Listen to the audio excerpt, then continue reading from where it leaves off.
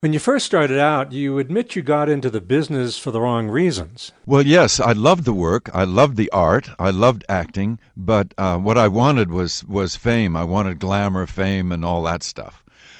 Because I felt so sort of impoverished in a kind of inner way.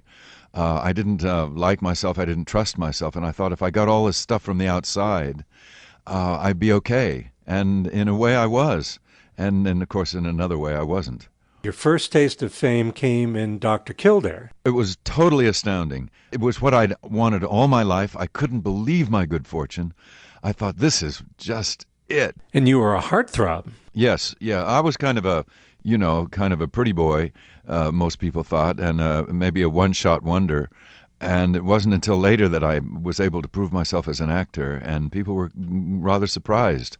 You certainly got great reviews for the Thorn Birds. It's one of the great love stories of all time. I think if a great love story is one in which the two lovers are passionately in love with each other, and then the story throws all kinds of insurmountable obstacles between them. I think that's what makes a great love story, and consequently, the Thornbirds was just about perfect. But while women were throwing themselves at you, they didn't know that you were gay, a secret you didn't reveal to the public until you were 69 years old when you came out in your autobiography. As soon as I dropped my own fear of being a bad person because of being gay, the minute I dropped that myth, I was free to talk about it because I'm not afraid anymore.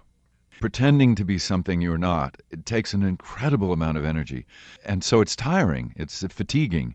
For instance, being young and being a sissy or anything like that was just verboten. I mean, it just was not an option at all. And so I grew up thinking that there was something very, very wrong with me. And that's a terrific burden to carry around. And so I pretended to be somebody else in many ways. It was a family thing anyway. We all pretended to be perfect.